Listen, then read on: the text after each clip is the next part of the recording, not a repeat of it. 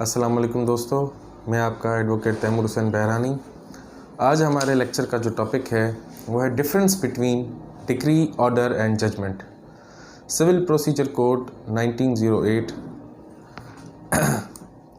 अब इस कानून में हमारे पास डिक्री, ऑर्डर और जजमेंट जो है वो किस सेक्शन में डिफाइंड है। Section 2 sub section 2 decree defined है, सब सेक्शन 9 में जजमेंट डिफाइंड है और सेक्शन 14 में sub section 14 of section 2 order defined है। पहले हम बात करेंगे डिक्री की। What is decree? Definition of decree is: decree means the formal expression of an adjudication which, so far as regards the court expressing it, conclusively determines the right of the parties with regard to all or any of the matter of controversy in the suit, and may be either preliminary or final. It shall be deemed to include the rejection of a plaint, determination of any question within section 144. अब decree की definition में हमारे पास चार essential elements जो definition के part हैं, definition को समझने के लिए। अब इसमें वर्ड यूज़ किया गया है फॉर्मल एक्सप्रेशन, उसके बाद एडजुडिकेशन, उसके बाद कंक्लूसिव डिटर्मिनेशन और फिर मैटर ऑन कंट्रोवर्सी।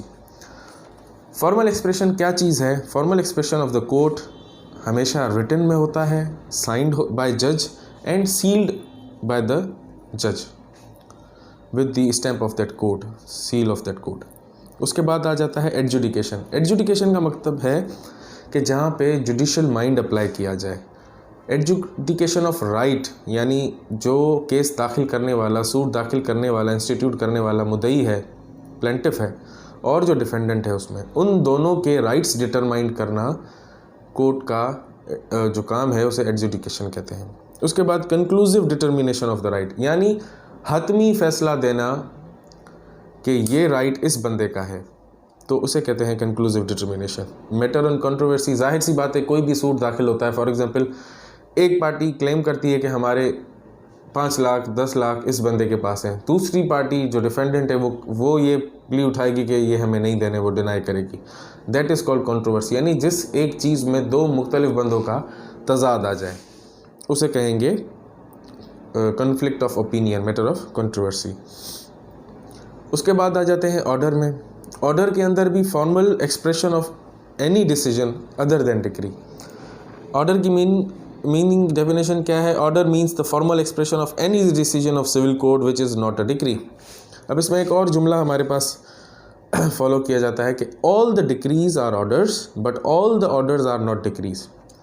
डिक्री का मैंने जैसे आपको बताया कि इसमें ये चार एसेंशियल एलिमेंट हैं: formal expression of the court, adjudication of the court, conclusive determination by the court, और उसके बाद कॉन्फ्लिक्ट ऑफ ओपिनियन, डिसाइड किया जाए कि सही कौन है।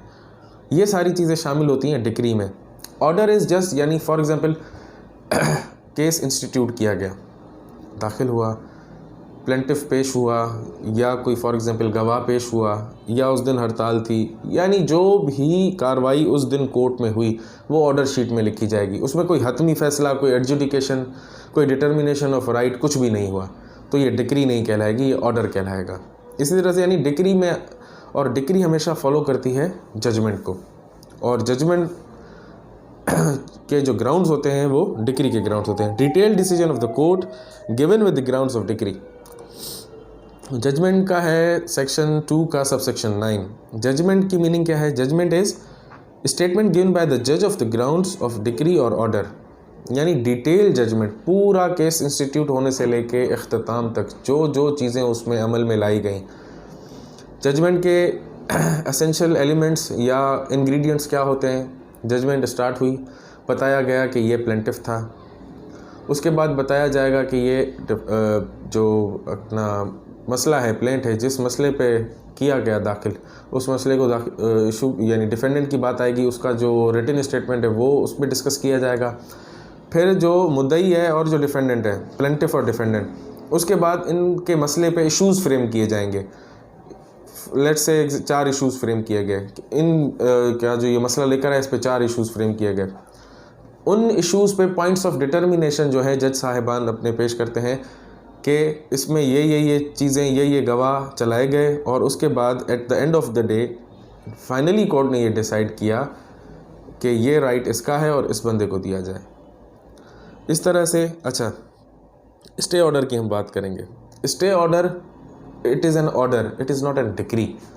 हालांकि स्टे ऑर्डर में फॉर्मल एक्सप्रेशन भी आपको मिलेगा, एडजुडिकेशन भी मिलेगी, पर जो स्टे ऑर्डर होता है वो एक, आप यूँ समझ लें, फाइनल ऑर्डर नहीं होता, it is a preliminary order. तो इसलिए उसे डिक्री हम नहीं कह सकते, उसे हतमी फैसला नहीं दे सकते, कॉन्फ्लिक्ट ऑफ ओपिनियन उसमें डिसाइड नहीं होता। तो ये सारी चीज़ें थी, डिक्री, ऑर्डर और जजमेंट की तीनों की कंपैरिजन थी। और इसके बाद सिविल कोर्ट में हम क्या क्या दाखिल कर सकते हैं। सिविल कोर्ट में प्लेंट सूट जो है आपका वो दाखिल किया जाता है, उसके बाद रिवीजन होती है, अपील्स होती हैं और मुख्तलिफ हज़ारों सैकड़ों की तादाद में मिसलेनियस एप्लीकेशंस होती हैं। डिक्री जो है वो आपके सूट का, प्लेंट का हिस्सा होती है। रिवीजन एंड अपील्स और इनमें डिक्री नहीं पास की जाती। तो मेन जो ये एसेंशियल एलिमेंट्स आपको बताया गया है, formal expression of the court, adjudication bye the court, conclusive determination of the right bye the court और मैटर ऑफ कंट्रोवर्सी यानी कॉन्फ्लिक्ट ऑफ ओपिनियन क्या है, इन सारी चीज़ों पे बेस करती है हमारी डिक्री। और उसके साथ ऑर्डर और जजमेंट, यानी जजमेंट आपकी डिटेल जो है, पूरे केस की डिटेल पिक्चर कहें, स्केच कहें, स्केलेटन कहें, वो आपकी जजमेंट में आपको मिलता है कि पूरे केस में कार्रवाई क्या हुई। तो इंशाल्लाह ताला अब हम रिव्यू अपील्स को इंशाल्लाह नेक्स्ट लेक्चर में डिस्कस करेंगे। ये था डिक्री, ऑर्डर एंड जजमेंट का कंपैरिजन। शुक्रिया।